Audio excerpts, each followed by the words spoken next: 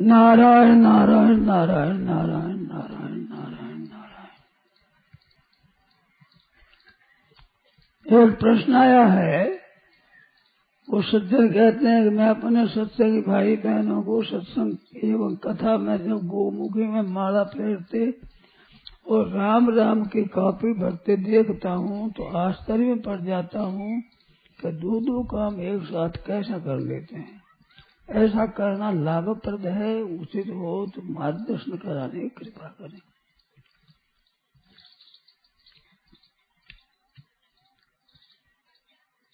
मन दो बात है, एक जप करते हैं, एक सत्संग सुनते हैं। एक कॉपी में राम राम लिखते हैं, सत्संग सुनते हैं।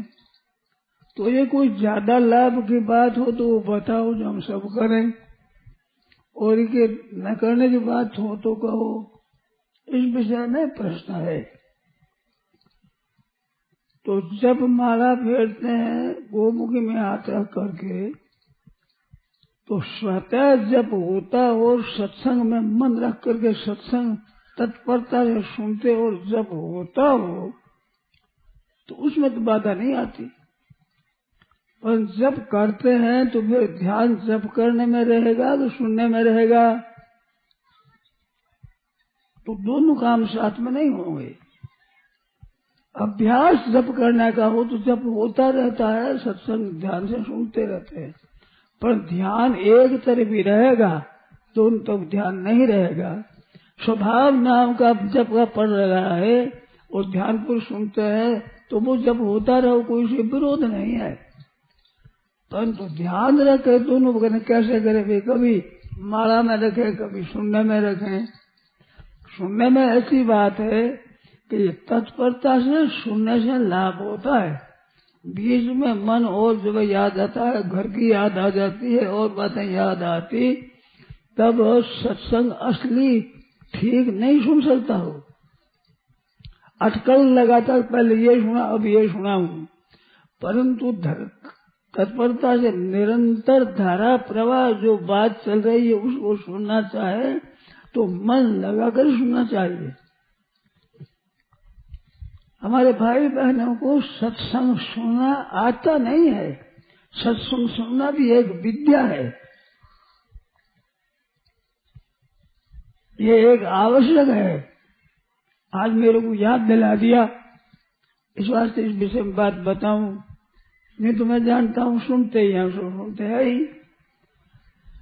सुनना मामूली बैठ गए सुन लिया, ये भी ठीक है, पर सुनने की एक विद्या है। उस विद्या से अगर काम लो तो उस तरीके से, उस युक्ति से, उस प्रकार से सुनो तो बहुत ज्यादा लाभ होगा।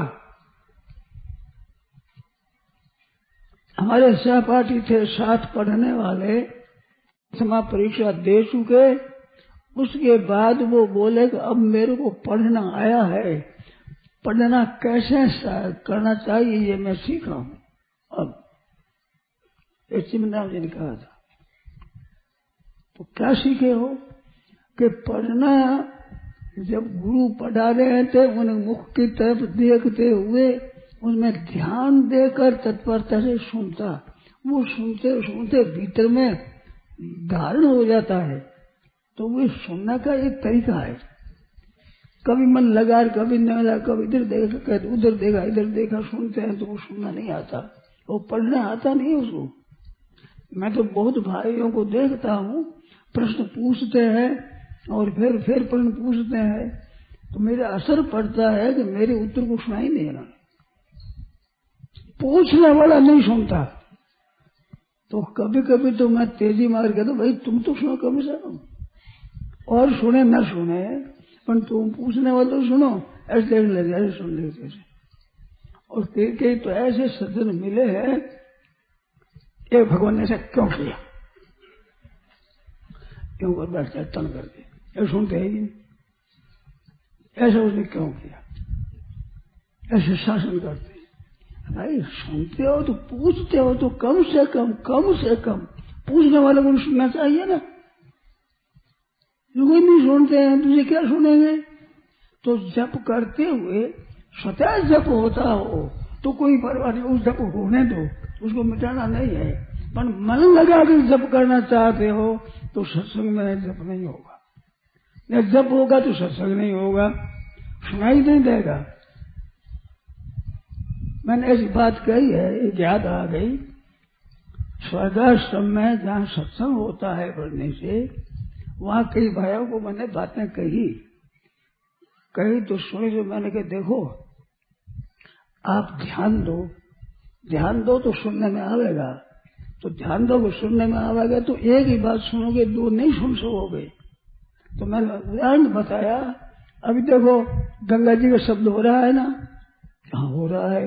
इतनी देर आप सुनते थे गंगा जी का शब्द कि नहीं सुनते थे?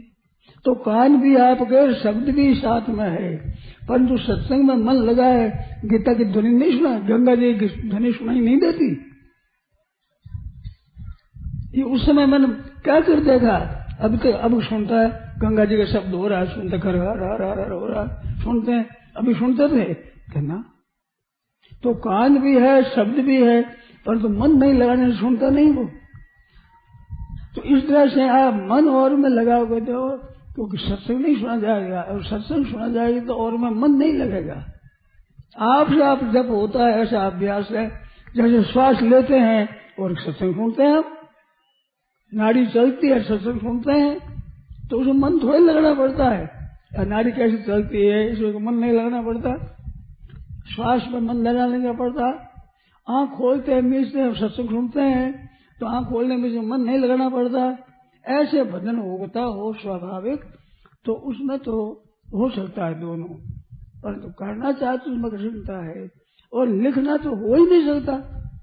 नाम लिख रहे हैं, काफी भरे राम राम राम राम राम राम राम राम लिख रहे हैं सत्संग में, तुम्हें क्या भावना हो भगवान जाने। मेरे पर तो ऐसा असर पड़ता है कि सत्संग के राम नाम लिखने के लिए समय नहीं मिलता, घर में काम धंधा रहता है, वक्त मिलता नहीं।